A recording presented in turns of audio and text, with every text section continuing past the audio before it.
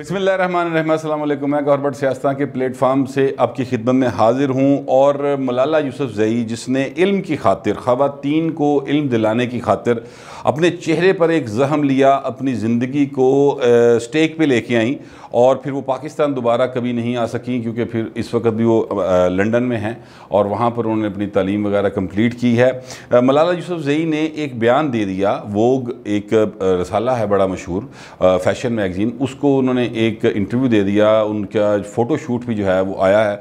अब उस बच्ची ने उसमें अपने उन ख़यालात का इजहार कर दिया जो वो सोचती है। अब हमारे यहाँ प्रॉब्लम ये है कि अगर आप जो सोच रहे हैं उसका आप ऑन रिकॉर्ड जो है वो इजहार कर दें तो प्रॉब्लम पैदा हो जाता है, और लोग जो हैं वो आपको कोई आपको कहेगा कि आप इस्लामी नहीं हैं, कोई कहेगा मुसलमान नहीं रहे, कोई कहेगा मुर्तद हो गए, कोई कहेगा जनाब यहूदियत एजेंट ने, कोई आपको काफरों से मिलाएगा, कोई हिंदुओं से मिलाएगा। अगर हिंदुओं की सोसाइटी में ये बात की जाए तो कोई आपको मतलब मुसलमानों से मिलाना शुरू कर देगा। ये प्रॉब्लम है हमारे खित्ते के लोगों का, और हम लोग इन्हीं मसाइल में फंसे रहते हैं। ये जो चीज़ें हैं ये बहुत क्या उसको कहते हैं कि ज़िंदगी में जो भी इस तरह की बात करता है उसकी ज़िंदगी में बहुत ज़्यादा मसाइल पैदा करता है। अच्छा, मैं पहले ये बता दूं कि मलाला ने एग्जैक्टली कहा क्या। मलाला ने ये कहा कि जनाब मुझे ये समझ नहीं आती कि शादी जो है वो करना क्यों ज़रूरी है, आप एक पार्टनरशिप भी तो कर सकते हैं। अच्छा, अब ज़ाहिर है कि इससे बड़ी वाज़ेह तौर पे नज़र आता है कि मलाला को एक्चुअली शादी के बंधन के पूरे इशू का इल्म नहीं है। ये जो शादी करते हैं, मैंने भी की है, आप लोगों ने भी की होगी या हो जाएगी, मतलब जल्दी नहीं हुई, दुआ उम्मीद रखो हो जाएगी बहरहाल, ठीक है। ये एक्चुअली एक कॉन्ट्रैक्ट ही होता है, ये एक आपका आप एक पार्टनर ही चूज़ कर रहे होते हैं और उसमें उनके साथ आपका एक मुआहदा होता है जो किसी वक्त भी ब्रेक हो सकता है। यानी इस्लाम में जो तलाक का राइट दिया गया है, जो अलहदगी का राइट है, वो अपनी जगह पे मौजूद है। तो एक ये कॉन्ट्रैक्ट है, एक पार्टनरशिप है ज़िंदगी को साथ गुजारने की।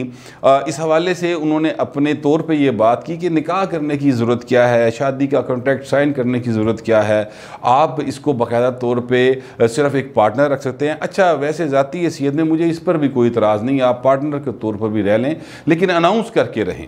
जब आप अनाउंस करके रहेंगे और आप ये कहेंगे कि जनाब फ़र्ज़ करें फ़लाँ ख़तून जो है वो मेरी पार्टनर है, और वो ख़तून कहेगी जी ये मेरा पार्टनर है, तो इसका मतलब ये है कि एक्चुअली आपने शादी कर ली है। शादी निकाह जो है वो इजाब व कबूल का ही नाम है। और उसके बाद फिर मौलवियों ने इसमें बहुत सारे मसले डाले हैं कि जी वली भी पालो, तो फिर जनाब माँ प्यो का राज़ी होना भी पालो, और लड़की को भी किसी सूरत इजाज़त नहीं हो सकती कि वो करे। इस तरह की बहुत सारी चीज़ें डाली हैं, लेकिन पाकिस्तान के कानून में इन चीज़ों को फिर वो बाकायदा तौर पर क्लियर कर दिया गया कि लड़की अगर कह दे कि हाँ मैं इसके साथ शादी करना चाहती हूँ, तो फिर उसके बाद निकाह रजिस्ट्रार जो है वो एक इजाफी है, क्योंकि पाकिस्तान में जो फैमिली लाज हैं वो 1962 यानी 1962 में बने। उससे पहले जितने भी निकाह हुए किसी का कोई निकाह नामा नहीं होता था। वो एक सादा सा कागज़ या एक ख़ानदान में या महल्ले में रिश्तेदारों को इकट्ठा करके कहा जाता था कि जनाब फ़लाँ ख़तून का फ़लाँ बंदे के साथ निकाह कर दिया गया है, अब आप दोनों मियाँ बीवी के तौर पर रहेंगे। तो ये इसी तरह से चलता था। और बहरहाल क़वानीन जो हैं वो इस हवाले से 1962 में आए, मुस्लिम फैमिली लॉज जिनको कहा जाता है।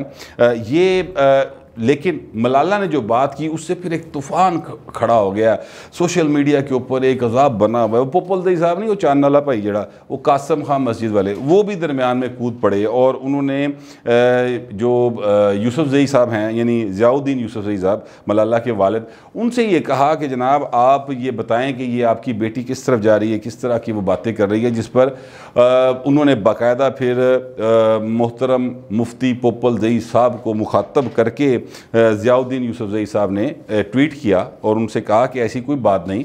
मीडिया और सोशल मीडिया ने उनके इंटरव्यू की इक़्तिबास को सियाको सबाक से निकाल कर तब्दील करके अपनी तावीलात के साथ शेयर किया है, और बस ये एक उन्होंने बयान दिया यानी मलाला के वालिद ने। अब ये सारी गुफ्तगू जो है बड़ी हॉट हुई है इस वक्त, ट्विटर के ऊपर टॉप ट्रेंड बन रहे हैं और सारे मामला जो हैं वो इसी तरफ जा रहे हैं कि मलाला ने की कहता। अब मलाला ऐसी क्यों है? मैं ज़ाती तौर पे 2-3 दोस्तों को जानता हूँ, मारूफ लोग हैं चूँकि, इसलिए उनके नाम नहीं लूँगा, लेकिन मैं जानता हूँ कि वो भी इसी तरह के ख्यालात के हामी हैं। वैसे जो पार्टनरशिप वाला आइडिया है ना, हर पाकिस्तानी پاکستانی مرد جہد کو 4 پیسے نہ روٹی ہے کھان نوں وہ پارٹنرشپ والے چکر چ پیندا پر لک لکا کے وہ کہتا ہے کہ ساڈی بوڈی نوں بھی نہ پتہ لگے بھن نوں بھی نہ پتہ لگے ماں پیو نوں بھی پتہ نہ لگے تے بس فلانی بھی میرے نال پھس جائے تے فلانی بھی پھس جائے. یہ اگر آپ مرد ہیں اور دیکھ رہے ہیں تو آپ جان لیں گے کہ میں جو کہہ رہا ہوں وہ غلط بات نہیں کہہ رہا.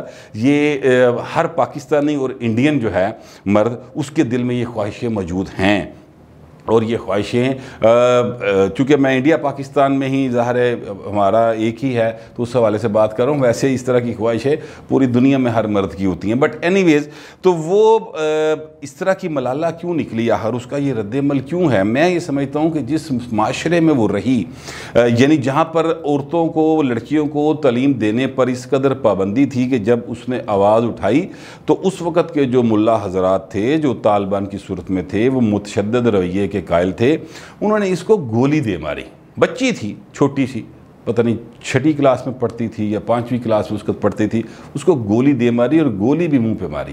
بہرحال اللہ تعالیٰ نے اس کے نصیب میں زندگی لکھی تھی وہ بچ گئی پاکستان سے باہر چلی گئی اور وہاں پر اب وہ آکسفورڈ یونیورسٹی سے اعلیٰ تعلیم یافتہ ہے. لیکن یہ جو اس کا رد عمل ہے نا شادی کیوں یہ ایکچولی اس جبر کی ایک لاشعوری جو ہے نا لاشعور میں ان کے جو بیٹھا ہوا ہے ملالہ صاحبہ کے وہ اس سے بغاوت کا ایک اظہار ہے. میں تو یہی سمجھتا ہوں.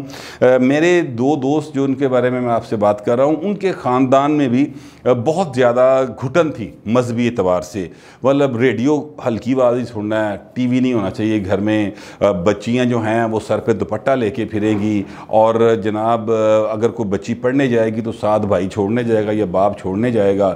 بچی اکیلی گھر سے باہر نہیں نکلے گی. اس طرح کی بہت زیادہ گھٹن زدہ ماحول تھا گھر کا. اس کا نتیجہ کیا نکلا؟ وہ دونوں احباب جن کا میں ذکر کر رہا ہوں نام میں اس لیے نہیں لوں گا کیونکہ وہ بہت زیادہ معروف لوگ ہیں اور میں نہیں چاہتا کہ ان کی زندگیاں خطرے میں ہیں. تو وہ پھر باقاعدہ متنفر ہو گئے مذہب سے مکمل طور پہ متنفر ہو چکے ہیں اور انہوں نے اپنی زندگی کو ایک قسم کا مادر پدر آزاد کر لیا. اگرچہ وہ معاشرے میں چلتے پھرتے ہیں اسی سماج میں رہتے ہیں لیکن اپنی ایکٹیویٹیز جو ہیں ان کی پھر ایسے لوگوں کے ساتھ انہوں نے اپنے آپ کو محدود کر لیے جہاں پہ وہ کھل کر اظہار کر سکے. تو یہ معاشروں کے اندر تبدیلیاں جو ہیں وہ ایک خاص ماحول میں رہنے کے بعد پھر اس طرح کی چیزیں آتی ہیں. 2 رد عمل ہوتے ہیں. یا تو پھر یہ ہے کہ وہ بندہ اسی طرح کا ریجڈ ہو جاتا ہے جس طرح کے ریجڈ ماحول میں وہ رہ رہا ہوتا ہے یا اسی طرح کا لبرل ہو جاتا ہے جس طرح کے لبرل ماحول میں وہ رہ رہا ہوتا ہے.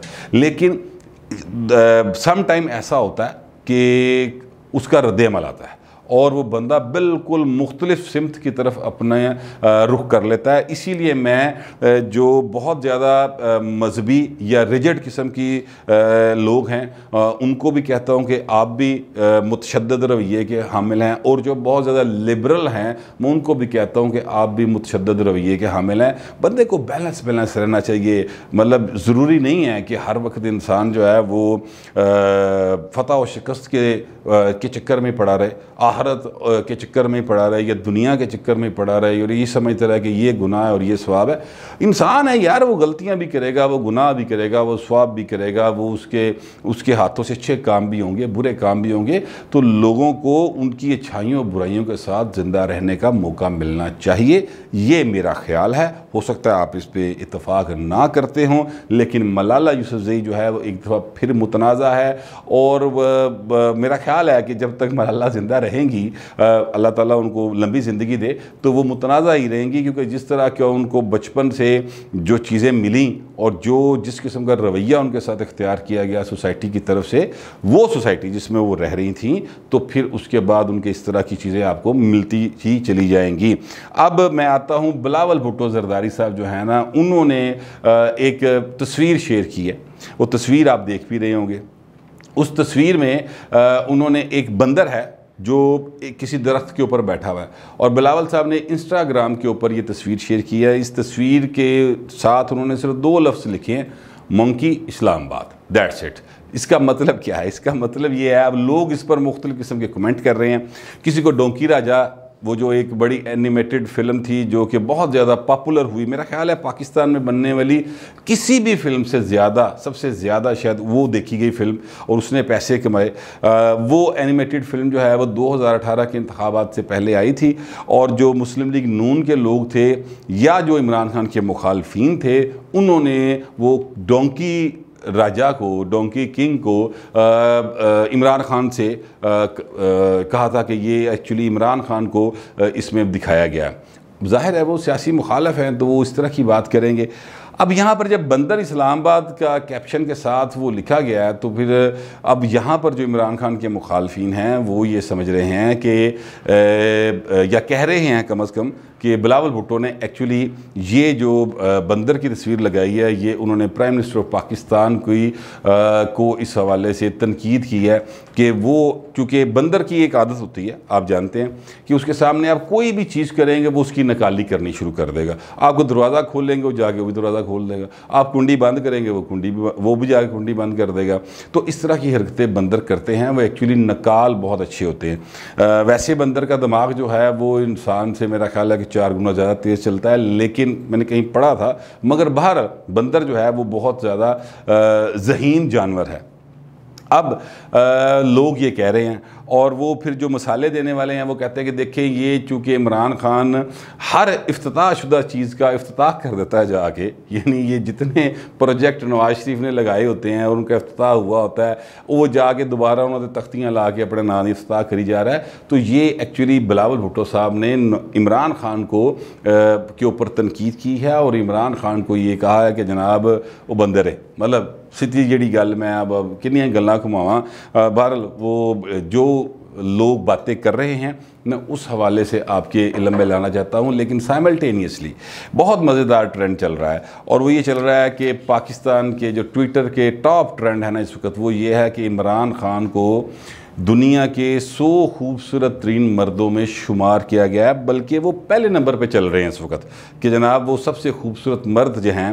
اچھا عمران خان میرا خیال 66 آئی تھنک اگر میں غلط نہیں ہوں تو، اور وہ اس عمر میں بھی لوگ ان کو ہینڈسم مانتے ہیں۔ ویسے وہ جوانی جپائی ہینڈسم ہی ہوندا سی لیکن کافی ہینڈسم تھے، لیکن اب بہرحال وہ اس عمر کے حصے میں لوگ ان کو ہینڈسم مانتے ہیں تو لوگوں کی مرضی ہے۔ مگر میرا مسئلہ یہ ہے کہ نہ مجھے بلاول بھٹو کے بندر سے کوئی مسئلہ ہے، نہ مجھے اس تصویر پہ کوئی حیرانی یا پریشانی ہوئی ہے، نہ ہی اس سے مجھے کوئی فائدہ ہو رہا ہے، اور نہ ہی مجھے عمران خان کے خوبصورت ترین، کائنات کے خوبصورت ترین مرد ڈکلیئر کر دیں جناب ان کو، ہمیں کوئی فرق نہیں پڑتا۔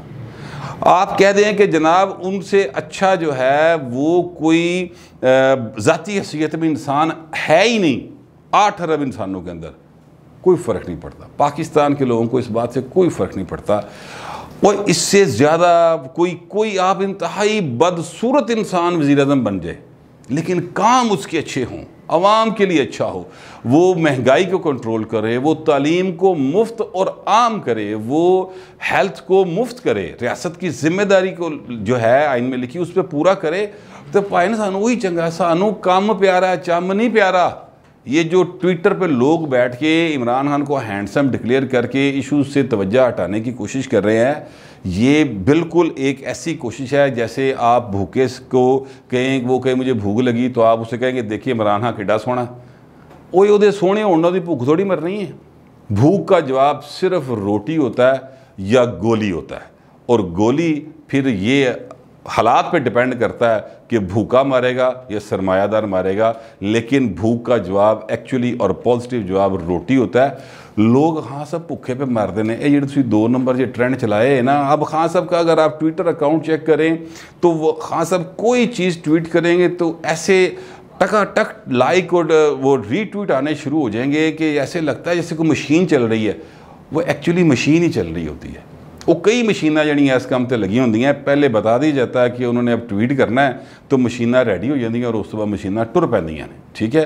ٹویٹر کی حد تک اگر دیکھا جائے یا سوشل میڈیا کی حد تک دیکھا جائے تو عمران خان جو ہے نا وہ قائد سب سے زیادہ پاپولر ہے پاکستان کے اندر، ٹھیک ہے، اور پھر تو وہ اتنے مقبول ہیں کہ جناب ان کا کبھی اقتدار ختم ہی نہیں ہوگا، وہ تب تک زندہ رہیں گے تب تک وہ وزیر اعظم رہیں گے، لیکن حقیقت اس سے بالکل مختلف ہے۔ آٹا 80 روپے کلو ہے پائیں، چینی 110 روپے کلو ہے، لہٰذا لوگ جو ہیں نا وہ زندہ لوگ یہاں پہ بیٹھے ہیں، مشینیں نہیں، 22 کروڑ زندہ انسان ہیں، یہ مشینہ نہیں ہے خان صاحب جڑی سی لائیاں ٹویٹر تے جڑے تانوں عارضی طور تے دسی جا رہی ہیں کہ تسی بڑے زبردست ہو، تسی بڑے سونے ہو۔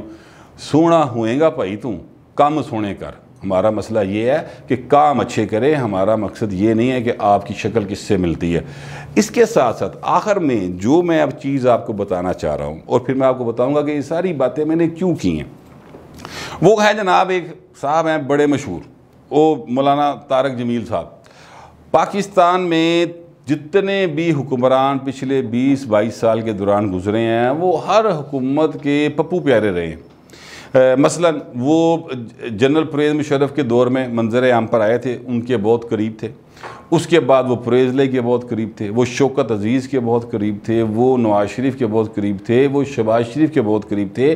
حد یہ تھی کہ جس دور میں پاکستان کے اندر دہشت گردی کی بہت زیادہ فضا تھی اور 2-4 واقعات ایسے ہوئے کہ جو ہماری پولیس فورس ہے اس میں سے ایسے نوجوان پولیس والے نکلے جن کے بارے میں اطلاع تھی کہ یہ دہشت گرد حملے کر سکتے ہیں یا دہشت گردوں کے ساتھ ملے ہوئے ہیں، وہ گرفتار بھی ہوئے، سزائیں بھی بعد ازاں ہوئیں۔ تو پھر اس کے بعد شہباز شریف صاحب نے مولانا طارق جمیل صاحب کو باقاعدہ ہائر کیا، باقاعدہ ہائر کیا کہ وہ پولیس اکیڈمیز میں جا کے جو نوجوان پولیس والے پاس آؤٹ کریں گے ان کو لیکچر دیا کریں گے کہ اصل اسلام کیا ہے، ٹھیک ہے۔ یہ مولانا طارق جمیل صاحب ہیں جو دنیا کو اسلام کی بارے میں بتاتے ہیں۔ اب ان کا ایک بیان سامنے آیا ہے، میری نظر میں تو بڑا عجیب سا ہے، آپ کا پتہ نہیں کیا خیال ہوگا۔ انہوں نے کہا جی میں کاروبار کر رہا ہوں آخرت کے لیے، آخرت کے لیے وہ دکانیں کھول رہے ہیں جناب، لاہور میں بھی ان کی آؤٹ لیٹ کھل گئی ہے، ٹھیک ہے، اور ساتھ جس قسم کے وہاں پہ سٹیچوز کھڑے ہیں خواتین کے، آخرت کا تو مجھے پتہ نہیں، شاید وہ حوراں دس رہے ہیں جتنی ہوں لگیاں، مجھے نہیں پتہ، ویسے میرا اپنا آپ دیکھ لیں، وہ ٹویٹر کے اوپر ہے، میں نہیں دکھا سکتا وہ بولے آپ کو، وہ آپ دیکھ لیں کس طرح کی وہ سٹیچوز وہاں پہ لگائے ہوئے ہیں انہوں نے۔ تو وہ آخرت کا کاروبار وہ کہتے کرے، آخرت کا کاروبار تو یہ ہے کہ آپ کے پاس جو ہے اللہ کی راہ میں دے دیں، یہ آخرت کا کاروبار ہے، جتنی کی مجھے سینس ہے، جس کا جتنا بھلا کر سکتے ہیں کرتے چلے جائیں، ٹھیک ہے، یہ آخرت کا کاروبار ہے۔ اللہ کے آگے سر بسجود رہیں اور اس کی یاد جو ہے وہ آپ کے عمل سے ظاہر ہونی چاہیے، صرف زبان سے نہیں، عمل سے ظاہر ہونی چاہیے، یہ آخرت کا کاروبار ہے۔ میری تو یہی سینس ہے کہ جو آپ کے پاس ہے، کوئی بھی آپ کے پاس مدد لینے آئے آپ اس کی مدد کر دیں، جو کچھ بھی آپ کر سکتے ہیں انسانیت کے لیے وہ کر دیں۔ میری نظر میں تو آخرت کا کاروبار یہی ہے۔ لیکن مولانا طارق جمیل صاحب ہے نا، ان کا آخرت کا کاروبار ہے کہ کراچی بھی آؤٹ لیٹ کھولی، لاہور بھی کھولی، کسی دن پائے نے چیچو کی ملیاں بھی کھول دینی جا کے، ٹھیک ہے، اور پھر اس نے کہنا ہے کہ میں آخرت کا کاروبار کر رہا ہوں۔ اللہ ہی جانے کون بشر ہے کہ یہ کس طرح کا کاروبار ہے۔ یہ ساری کی ساری خبریں سنانے کا مقصد میرا آپ کو یہ تھا کہ پاکستان کے اندر بھوک بھی ختم ہو گئی، تعلیم بھی فری ہو گئی اور صحت بھی بالکل مفت ہو گئی، دودھ اور شہد کی نہریں بہہ رہی ہیں، اور یہ ہمارے خبریں ہیں جو پاکستان میں چل رہی ہیں، ٹھیک ہے۔ اصل ایشوز کی طرف کسی کی کوئی توجہ نہیں، چاہے وہ بلاول ہوں، چاہے وہ عمران خان ہوں، چاہے وہ مولانا طارق جمیل ہو، اصل ایشو کی طرف کوئی نہیں آ رہا۔ اور وہ اصل ایشو صرف ایک ہے کہ باعزت زندگی گزارنے کے مواقع اور آگے بڑھنے کے مواقع جو آئین میں لکھے ہوئے ہیں وہ سب کو ایکولی نہیں مل رہے، اور لوگ جو ہیں وہ کیا اس کو کہتے ہیں، اب کرپشن کو اپنا حق سمجھنا شروع ہو گئے۔ اس معاشرے میں مولانا طارق جمیل بھی آخرت کا کاروبار کر رہا ہے، اور وہ آؤٹ لیٹس کھول کے اور 10 روپے والا کپڑا 200 روپے بیچ کے۔ یہ ہے ہمارا سماج اور یہ ہے ہماری سیاست، اور اس طرف جا رہی ہے ریاست۔ یہی میرا خیال تھا، میں نے سوچا آپ کے ساتھ بھی شیئر کر لوں۔ میں کلّا کیوں تکلیف چکا، تسی بھی چکو۔ فی الوقت اتنا ہی، ملتے ہیں اگلے ویلاگ۔